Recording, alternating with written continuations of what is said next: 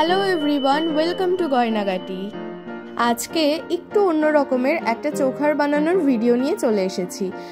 একটা ডলি সুতোকে আমি পুরোপুরি আনফোল্ড করে সেটাকে কেটে নিয়ে আমি চলে এসেছি। এবারে দেখুন, দুটো প্রান্তকে আমি এক জায়গায় করলাম। এবারে এখানে একটুখানি আঠা অ্যাপ্লাই করে নিচ্ছি। আমি খুবই সামান্য আঠা অ্যাপ্লাই করব, জাস্ট দুটো জয়েন্ট করিয়ে রাখার জন্য। ও অ্যান্ড বাই দ্য ওয়ে, ডলি সুতোর যে লেন্থটা এখানে আমি নিয়েছি সেটা আপনারা আপনাদের আইডিয়া মতো নেবেন। আমি 4 ভাগের 1 ভাগ নিয়েছি পুরো সুতোটাকে আনফোল্ড করার পর। এবারে আমি ওই স্টিক করে নেওয়া জায়গাটা একটা মোটা কিছু বা ভারী কিছু দিয়ে এইভাবে আটকে রাখলাম। আপনারা আপনাদের হাতের কাছে যা আছে সেটা দিয়ে এরকমভাবে আটকে রাখবেন। তারপরে এইভাবে কন্টিনিউয়াসলি প্যাঁচাতে থাকবো। এইভাবে অনেকক্ষণ প্যাঁচানোর পর আবার যে প্রান্তটা আটকে রেখেছিলাম সেখানটায় অন্য একটা প্রান্তকে নিয়ে এসে আমি অ্যাটাচ করলাম। এবার এইভাবে আমি এটাকে খুলে নিচ্ছি। খুবই সুন্দরভাবে আমি একটা টুইস্টেড রোপ এইভাবে তৈরি করে নিলাম। আপনারাও এইরকমভাবে একটা টুইস্টেড রোপ তৈরি করে নিতে পারেন।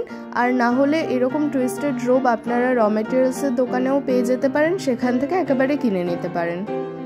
দুটো প্রান্তকে এক জায়গায় করে নেওয়ার পরে আমি ওখানে আঠা দিয়ে সিকিউর করে নিলাম। দেখুন, খুব সুন্দরভাবে কিন্তু আমার টুইস্টেড রোপটা রেডি হয়ে গেছে এবং একই রকম প্রসেস ফলো করে আমি আর একটা টুইস্টেড রোপও রেডি করে নিয়েছি। এবারে আমি একই কালারেরই ডলি সুতো আবার নিয়ে এসেছি কেটে। এখন আমি যেটা করব সেটা হচ্ছে যে আমি কটন বল রেডি করব। এখানেও লেন্থটা আপনারা আপনাদের যেরকম ইচ্ছে সেইভাবে নিতে পারেন, আপনাদের আইডিয়া মতো নেবেন। আর এখানে আমি একটা তুলি ইউজ করছি। আপনারা চাইলে পেনের রিফিল বা পেন পেন্সিল যা কিছু ইচ্ছা ইউজ করতে পারেন এই কটন বলটা বানানোর জন্য। তো প্রথমে একটুখানি আঠা আমি অ্যাপ্লাই করে নিলাম। এবারে সুতোটাকে কন্টিনিউয়াসলি এর ওপর থেকে এইভাবে ঘোরাতে থাকছি। কটন বল বানানোটা ভীষণই সহজ, তাই জন্য আমি বাড়িতেই বানিয়ে নিই। কিন্তু আপনারা চাইলে এই কটন বলটাকেও র মেটেরিয়ালসের দোকানে পেয়ে যাবেন। বিভিন্ন রঙের কটন বলস ওখানে পেয়ে যাবেন এবং সেখানে সাইজটাও বেশ বড়ই থাকে। যাই হোক, আমার কটন বল বানানো মোটামুটি কমপ্লিট হয়ে এসেছে।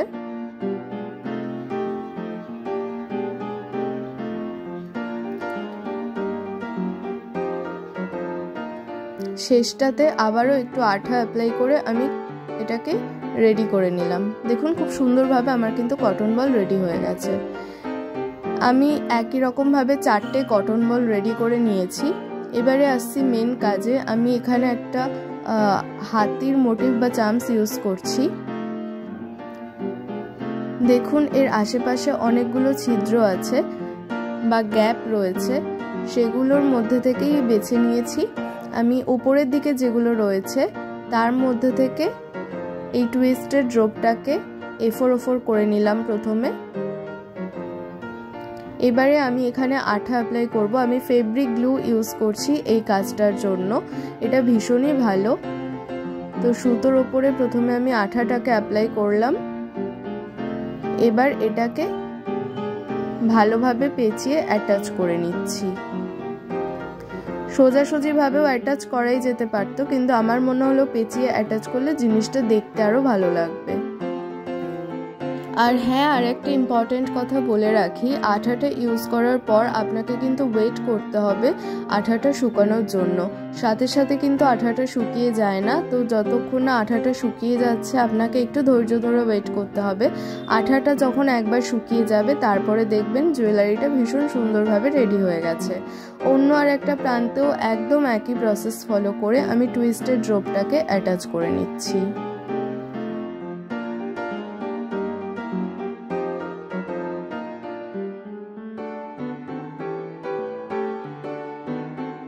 এবারে চলে যাব পরের প্রসেসে। আমি যে কটন বলগুলো তৈরি করেছিলাম সেগুলোকে এবারে আমি এর মধ্যে থেকে নিয়ে নেব। খুবই সিম্পল প্রসেস, একদম কোনো ঝামেলাঝাটি নেই এই জুয়েলারিটা বানানোর জন্য। তো আমি এখানে একই কালারের সুতো ইউজ করেছি। আপনারা চাইলে অন্য কোনো কালার ভ্যারাইটি ইউজ করতে পারেন, তবে এটা অ্যাকচুয়ালি একটা কাস্টমাইজড জুয়েলারি। আমাকে কোনো ডিজাইন বলে দেওয়া হয়নি, শুধুমাত্র এই কালারটা দেওয়া হয়েছিল, এই কালারের ওপরেই যেন আমি বানাই। তো সেই অনুযায়ী আমি এই জুয়েলারিটা আজকে বানালাম এবং তিনি চেয়েছিলেন খুবই সিম্পলভাবে যাতে আমি জুয়েলারিটা বানিয়ে দিই, সো আমি সেটাই করছি। কটন বলটাকে ইন করে নেওয়ার পরে আমি আবারও একটু ফেব্রিক গ্লু ইউজ করে এটাকে স্টিক করে দিলাম। এবারে আমি নিয়ে এসেছি কিছু জাম্পরিং আর ঘুঙরু নিয়ে। তলায় যে গ্যাপগুলো রয়েছে এখানেই আমি জাম্পরিং দিয়ে ঘুঙরুগুলোকে অ্যাটাচ করব। তো প্রথমেই আমি একটা জাম্পরিং নিয়ে নিলাম, এটার মুখটাকে আমি এবারে ওপেন করছি, এর মধ্যে থেকে একটা ঘুঙরু অ্যাড করে নিলাম। আমি এখানে একটা করেই ঘুঙরু অ্যাড করেছি, আপনারা চাইলে দুটো ঘুঙরুও অ্যাড করতে পারেন। এবারে দেখুন তলায় যে গ্যাপটা রয়েছে তার মধ্যে থেকে জাম্পরিংটাকে নিয়ে নিলাম, এবার এটাকে চেপে সিকিউর করে দেব।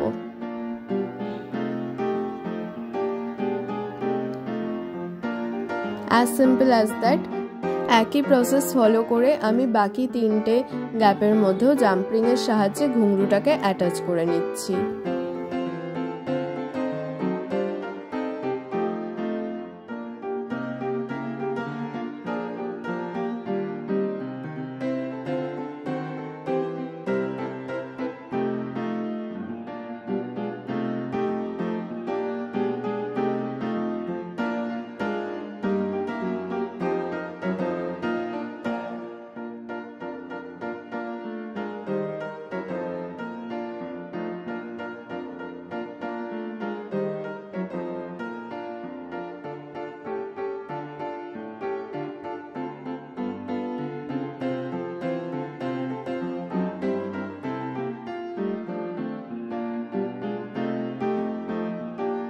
অলরাইট, এই জিনিসটা বানানো আমার কমপ্লিট হয়ে গেছে।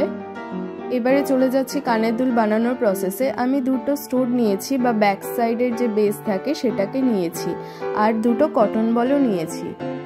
খুবই সিম্পলভাবে আমি কানের দুলটা বানাচ্ছি। এরকম কানের দুল আমি আগে বানাইনি, প্রথমবার বানিয়ে মনে হলো ট্রাই করে দেখা যাক কেমন লাগে, অ্যান্ড ট্রাস্ট মি বেশ ভালো লেগেছে। কিচ্ছু করতে হবে না, জাস্ট কটন বলটাকে বানিয়ে নিতে হবে, আর তারপরে এই যে ব্যাক সাইডের বেস বা যে স্টোডটা রয়েছে তার উপরে সামান্য একটুখানি আঠা অ্যাপ্লাই করতে হবে।